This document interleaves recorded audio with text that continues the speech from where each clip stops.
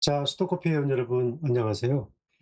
제가 약속을 드린 것처럼 삼성 SDI가 2분기 실적 리포트를 내면 그 리포트를 다시 한번 싹 분석을 해서 방송을 한다고 했죠. 오늘이 그날입니다. 오늘은 8월 17일입니다. 자, 오늘 제목은 삼성 SDI BBU 폭발 성장 확인했다. 하반기에는 UPS와 ESS의 성장이 더 커진다. 2분기 완전 분석, 3분기 실적 미리 보기. 이 영상을 이제 오늘 8월 17일 날 업데이트가 되고요. 8월 16일 날 업데이트가 되고요. 그건 8월 17일 날 아침에는 삼성 SDI가 중국 물량 뺏어온다. GM 공장 단독 운영 호재였다. 그래서 이제 각형 배터리와 자금력, ESS 모멘텀 수주가 굉장히 긍정적이다. 증권사 리포트를 전부 다 모아서 거기에 나온 자료를 가지고 3분기의 실적을 좀 분석하는 두 개의 파일을 분석했습니다. 지금 바로 시작합니다. 자, 이제 2분기 흑자 났죠. 근데 어디서 늘어났나? 이걸 자세하게 좀 분석을 해봤어요. 그래서 3분기 이후에 실적 개선세가 유지될 것인가? 이게 이제 관건이잖아요. 이걸 제가 지금 이제 오늘 해결해 드릴 거고, 최주선 사장의 자신감, 이제 올해 7월 달에 턴어라운드 첫 메시지를 냈습니다. 이분이 굉장히 신중한 사람인데, 저는 이번에 GM 공장의 단독 운영도 최주선 사장의 선택과 집중이었다. 그래서 이 부분이 상당 부분 앞으로의 삼성 SDI의 가치를 훨씬 더 높여줄 것 같다. 그걸 제가 말씀드리려고 해요. 그 다음에 지금 북미는 포드도 그렇고 많은 그 미국의 ESS 업체들이 이제 여러 군데가 있는데 지금 중국산이 여전히 한 80%? 80%, 70% 정도가 중국산들이 지금 여전히 수주가 되고 있어요. 그 부분은 없어서 못 판다, 없어서. 각형, LFP, ESS 이 자체의 내용이 물량이 없어요. 삼성 아니면 LG인데 SK는 안 되니까 중국산밖에 없잖아요. 그러니까 LG가 다 공급을 했어도 불구하고 물량이 없어요. 삼성은 29년도까지 ESS를 다 물량 받았다는 거 아닙니까? 캐파가 부족하죠. 그래서 없어서 못 판다. 앞으로 어떻게 될 것인가? 그걸 제가 설명을 드리려고 그래요. 자, 지금 대륙별로 매출을 쭉 살펴본다고 그랬죠. 이게 이제 1분기 데이터고, 이 2분기 데이터입니다. 그죠? 2분기 데이터죠. 2분기 데이터를 이제 유럽과 북미, 중국을 쭉 봤는데, 유럽, 이번 2분기에 1조 625, 1분기에 비해서 한 1,400억 정도가 줄었습니다. 근데 유럽은 최근에 이제 BMW 물량 줄고 그러면서 조금 빠진 것은 맞아요. 그리고 북미는 1조 1,200억, 1조 1,300억. 북미는 오히려 1분기보다는 좀 줄었는데, 매출로 보게 되면 한 900억? 900억 남짓. 좀 줄었어요. 근데 북미는 거의 뭐 비슷비슷하고, 중국에서는 거의 한 700억 정도가 중국에서는 매출이 늘었어요. 그리고 동남아시아. 이 동남아시아가 1분기에 6,900억에서 2분기에 9,400억 가까이 늘었단 말이죠.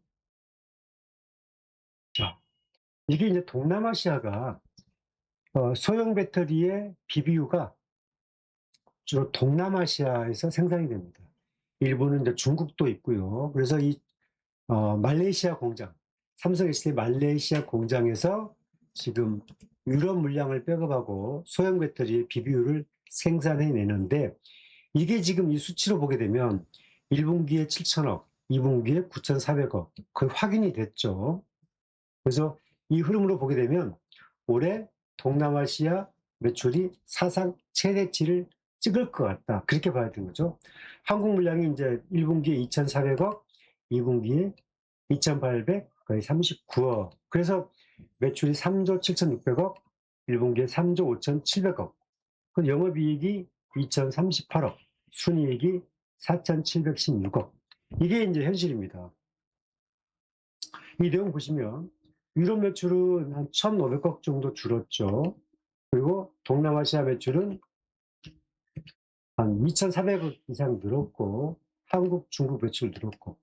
그래서 여기서 확인된 것은 BBU가 실체가 있는 이 BBU의 이 실적 자체가 삼성 SDI의 2분기 실적을 흑자로 가장 땡기는 그런 요인이 되었다. 영업이익 부분에서 그렇습니다. 자, 이런 부분 확인이 됐다는 거죠. 자, 또 하나는 이번 이제 상반기에 그 에너지 부분과 전자재료, 작년 상반기에 에너지와 전자재료의 이제 영업이익 부분을 살펴봤어요. 올해 1분기에는 173억 적자 났어요. 근데 작년 상반기에는 8,832억이 적자였습니다. 이 데이터만 보더라도 작년과 올해 수치가 확 바뀌어졌다는 것을 확인할 수가 있는 거죠.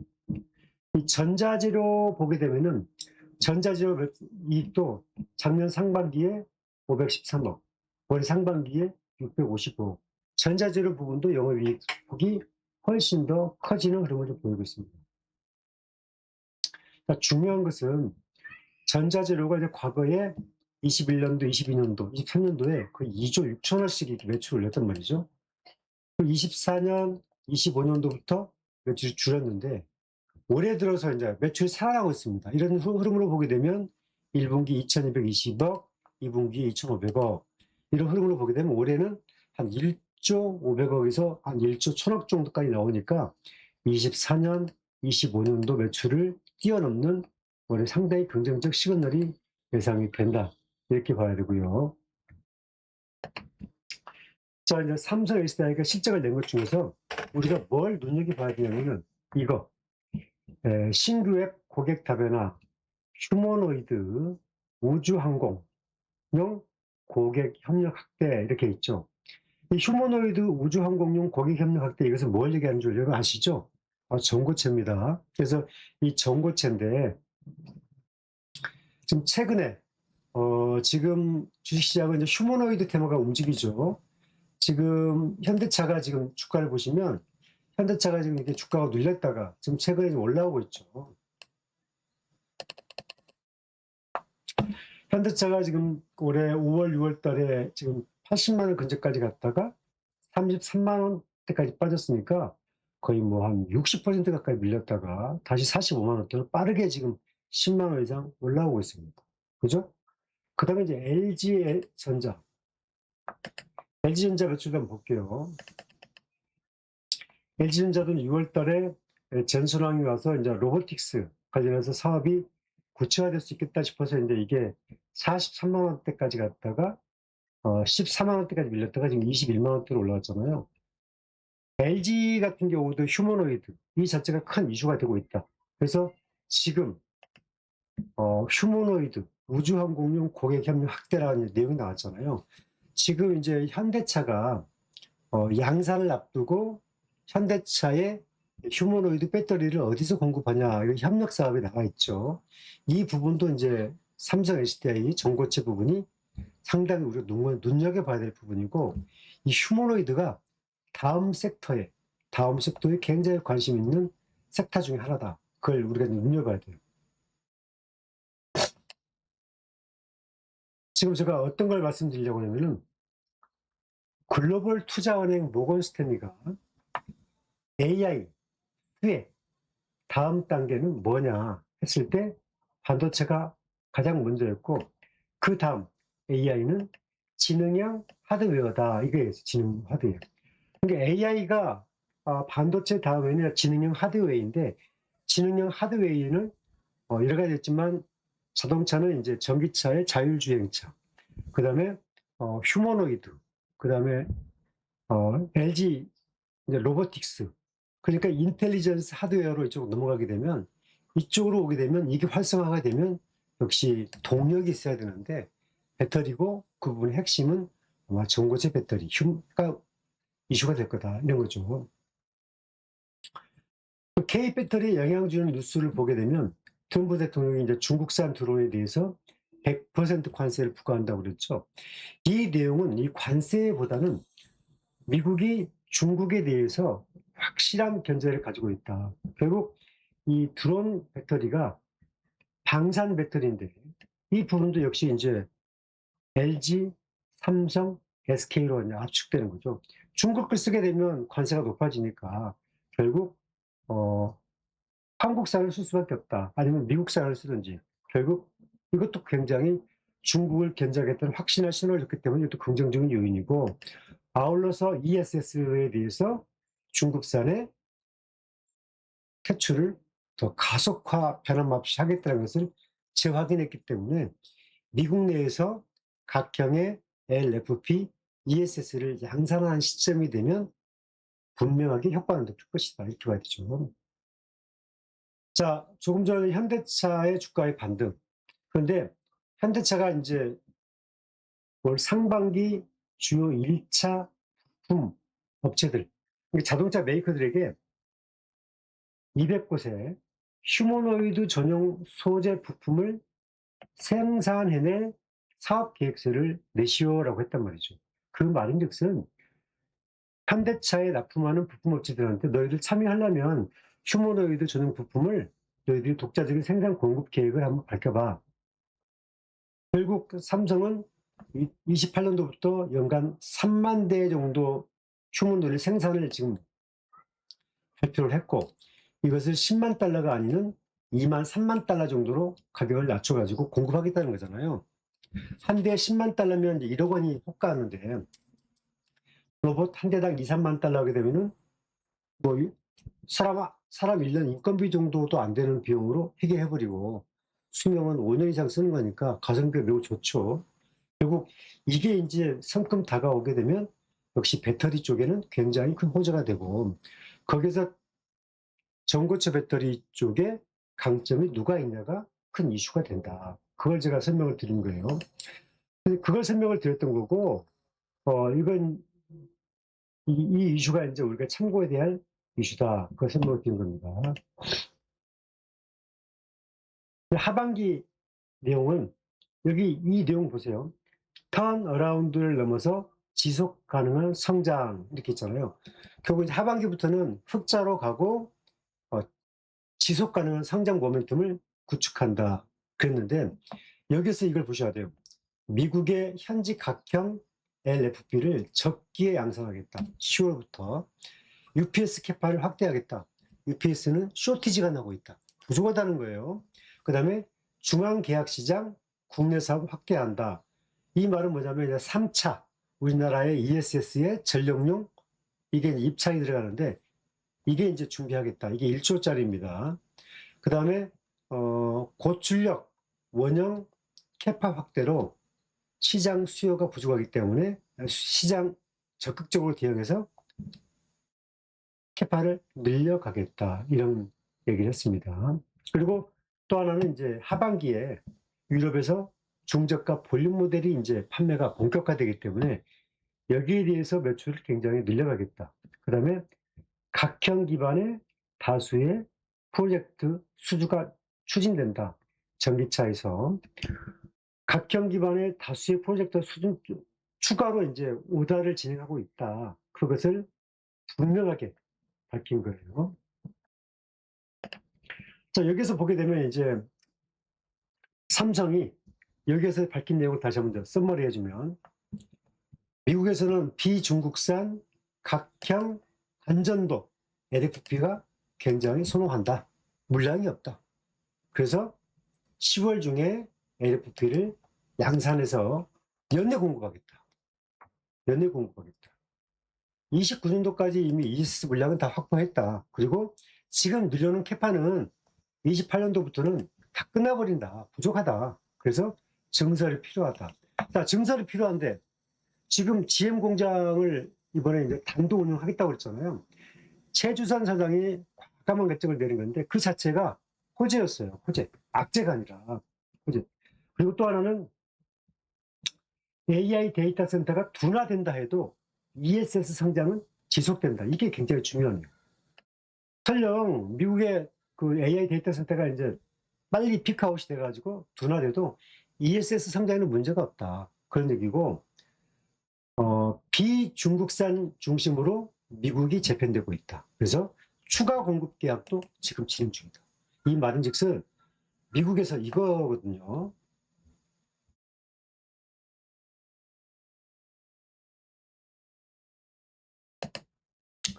미국에서 작년에 88기가의 ESS를 공급을 했고 전기차가 136기가를 공급을 했는데 26년도에는 100에서 120 정도를 내다본다 이렇게 봤어요. 그죠?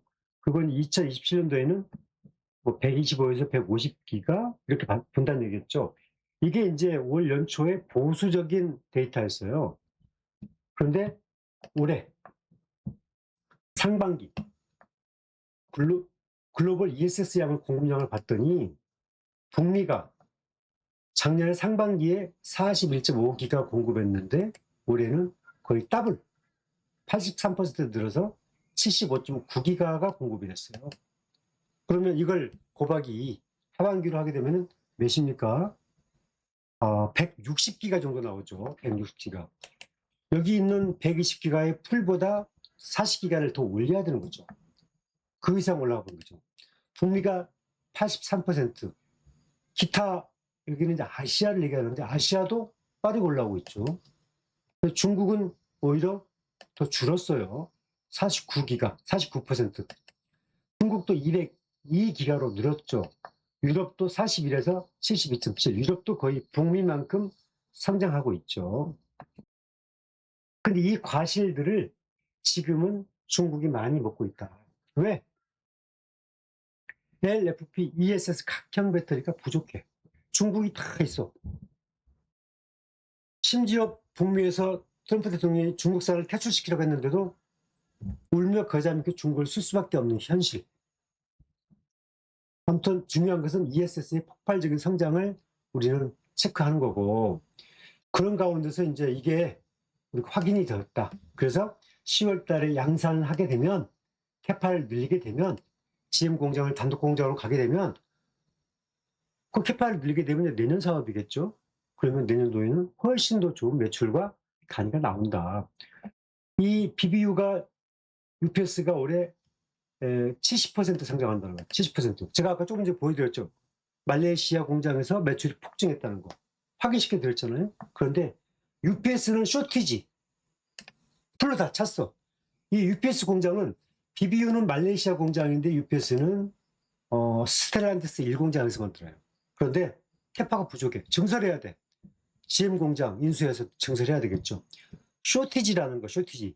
이것은 배터리입니다, 배터리. 그래서 스텔란티스 공장에서 만들어진다. 그래서 캐파를 늘리겠다고 그랬잖아요. 유럽에 이제 전기차가 늘고 있는데 폭증하고 있죠. 그런데 이제 중소형차 세그먼트가 이제 늘고 있는데 하반기 추가 수주를 협의하고 있다고 그랬어요. 그래서 이 부분도 매우 긍정적인 시그널이다. 그런 거죠. 자, 또 하나는 이제 아까 한 것처럼 이 전고체가 휴머노이드가 지금 테마가 좀 있고 있어요. 그래서 올해 하반기 정도에 휴머노이드에 들어가는 전고체 배터리 샘플을 공급하게 되면 이 역시도 굉장히 이슈가 될 것이다. 그런 것을 우리는 눈여겨봐야 된다. 그런 거고요. 자, 또 하나 이제 어떤 걸 봐야 되냐면은 아까 조금 전에 그 삼성이 중앙계약시장 하반기 준비하겠다고 그랬죠. 이게 이제 8월 달에 공고가 나요.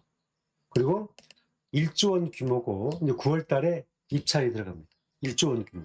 그러면 이게 이제 1차, 2차가 1조짜리가 두 번 나왔어요. 그러면 1차, 2차에서 삼성이 다 합쳐서 55.8%의 경쟁력을 갖고 수주를 했어요.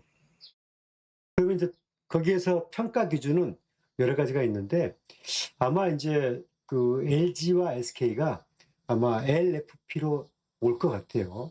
그런데 삼성은 이제 이번에 3만 개로 갈지 아니면 국내 입찰해서 LFP로 갈지는 모르겠습니다. 그런데 아마 이번에도 3만 개로 갈 것 같은데 그럼에도 불구하고 삼성의 화재 예방 그리고 기술력, 각형 배터리 그런 걸로 보게 되면은 이 부분이 이번 2차, 3차 때도 삼성이 거의 3사 중에 50% 이상의 물량을 딸 가능성은 매우 높다. 매우. 왜 그런지 잠시 뒤에 설명드릴게요. 왜 그러냐면은 이거였죠. 삼성 SDI가 UPS용 배터리를 글로벌 화재 안전 테스트를 처음으로 통과했다고 그랬죠. 인도어 LSFT 기준을 충족했다. 근데 이게 모든 부분에서 화재를 예방할 수 있는 UPS 배터리를 충족했어요. 그런데 그게 이제 UPS하고 ESS는 이제 같은 맥을 갖고 있기 때문에 AI 데이터 센터를 설치한 사람들은 UPS를 다 써야 돼요. UPS에 연결되는 게 ESS예요. 그래서 삼성이 각형 ESS, LFP를 양산하게 되면 UPS 들어가게 되면 다 삼성 ESS를 쓸 확률이 훨씬 높아진다. 국내에서도 마찬가지다, 국내에서도. 그래서 제가 이 흐름을 눈여겨보는 거고, 그 다음에 이제 설명했으니까 패스, 그 다음에 UPS 캐파를 늘리는 것도 쇼티지가 나오고 있기 때문에 긍정적 시그널 좋은 거죠. 자, 그러면 여기서 보게 되면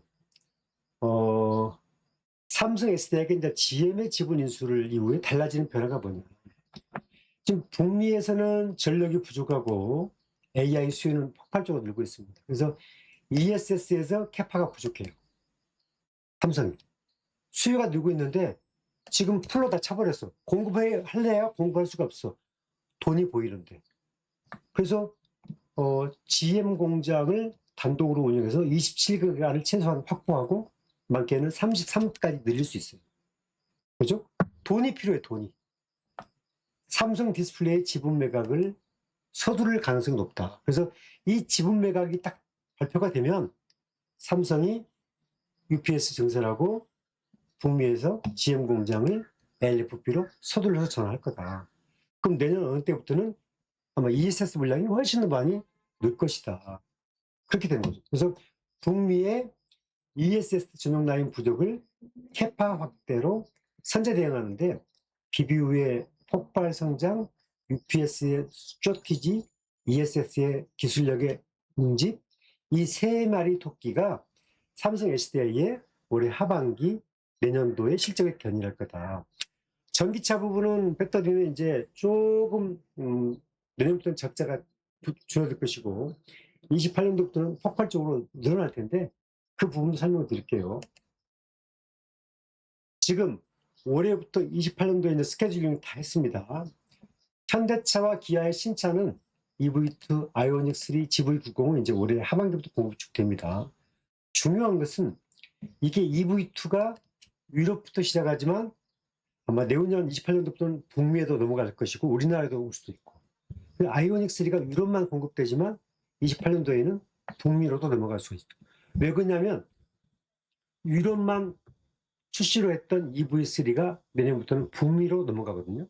그런 걸 보게 되면 지금은 EV2를 아이오닉 3를 유럽만 뿌리는데 아마 이게 28년부터는 북미로 한국, 아시아로 확산될 가능성이 높을 것이다. 현대차. 그러면 당연히 SDI 배터리 들고 있는 이 회사들이 나오게 되면 매우 긍정적으로 간다. 그리고 이제 폭스바겐의 통합셀 내년부터 공급돼서 이 실적이 좋아지고 28년도부터 이제 벤츠의 각형 배터리가 10조 장당 수주받은 걸 공급하잖아요. 이 부분도 있고 또 스텔란티스 2공장이 내년도 완성이 되는데 북미에서 이걸 이제 어떻게 할 것이냐 이 부분. 만약에 북미에서 전기차 부분이 생산이 회복된다고 하면 스텔란티스 2공장에 역시 더 전기차의 북미용으로 확장될 가능성이 크다. 그리고 중저가 LFP 배터리가 28년도부터 중국과 경쟁 모드로 나온다. 그리고 전고체 배터리 휴머노이드가 내년도 나오고 ESS에 이제 캐파를 늘리고 캐파를 증설하고 또 UPS 캐파를 내년에 늘리고 이런 것들이 다 이제 매출로 올라가는 매우 중요한 시그널이 되고 있는 것이다. 이것을 제가 설명을 드린 겁니다. 자, 그러면 삼성 SDI는 이제 매출이 이제 주가가 이제 어떻게 움직일 때 어떻게 민감해질 것인가? 첫째는 UPS와 BBU 매출 확대 소식. 따라서 UPS 캐파를 늘린다네 하는 뉴스가 나오게 되면 주가는 민감도가 더 높아질 거다. 또 하나는 북미 ES 시장이 더 확대됐다. 그 다음에 LFP 수주. 지금 협상하고 있다고 그랬잖아요. 조만간에 또 나오겠죠. 지금 8월달 다 넘어갔는데 올해도 4개월밖에 안 남았으니까 추가 ESS 수주를 진행하고 있다고 그러니까 이게 뉴스가 나오게 되면 민감도가 높아지겠죠. EV2, 아이오닉 3가 유럽의 판매량이 이제 9월 달부터 깔리는데 이게 판매량이 올해 또 10월, 11월 달에 늘리기 시작하면 역시 SDI 배터리가 장착이 되니까 주가 민감도는 높아질 것이다. 투자자들은 아무래도 눈앞에 다가와야 움직이는 그런 성향이 좀 있습니다. 그리고 또 하나는 GV90 이 신차가 나오는데 이게 이제 9월 달부터 우리나라에 팔리는데 이게 이제 생각보다는 잘 팔린다. 한 달에 한 1,500대 이상 팔린다. 그러면 이것은 대박인 거예요. 연간 2만 대 정도 팔린다는 거잖아요. 그러면 이 뉴스가 나오기 시작하면은 SDI의 주가가 굉장히 민감도가 높아질 것이다. 저는 이렇게 보고 있습니다. 뭐 폭스바겐의 통합셀 공급에서 내년부터는 삼성 SDI가 폭스바겐 브랜드 5개 브랜드 전체 다 이제 배터리를 공급한다는 건데 그동안에는 아우디와 포르쉐만 들어갔는데 내년부터는 폭스바겐, 스코다, 세아트 5가지 다 들어갑니다. 이 부분도 매우 긍정적 시그널로 본다는 거. 자, 이제 GV90과 EV2와 아이오닉3가 이렇게 나오는데 결국 아이오닉3는 오로지 삼성 배터리, EV2는 이제 기본형과 롱 레인지 모델 2 버전이 있는데 이제 기본형은 CATL 배터리, 롱 레인지는 삼성 SDI 배터리. 그래서 어쨌든 간에 롱 레인지를 사도 EV2, 유럽의 EV2보다는 가격이 더 다운됐기 때문에 아마도 기본형도 팔리겠지만 롱 레인지도 잘 팔릴 것이다. 이렇게 보는 거죠. 자, 제가 지금 약속드린 것처럼 삼성 SDI의 최근에 주가가 좀 올라가는 이유 무엇일까 봤으면 여러 가지를 좀 압축해서 2분기의 실적을 가지고 비교 후의 폭발적 성장을 재확인했다. UPS는 쇼티지가 나오고 있기 때문에 하반기에 묶어서 성장 속도가 더 커질 것이다. 그 부분을 스토크 회원님과 같이 정보를 공유해 드렸습니다. 자, 이 방송 꼭 도움되시면 좋아요, 구독하기 부탁드리고요. 자, 17일 날 아침에는 이제 두 번째 영상 파일, 이 부분을 증권사 리포트, 미래에셋증권 리포트와 신한증권 리포트를 다 제가 다시 또 분석을 해가지고 여러분과 같이 공부하고 분석하는 시간 마련하겠습니다. 자, 좋아요, 구독하기 부탁드리면서 8월 16일 강의는 여기서 마치겠습니다. 감사합니다.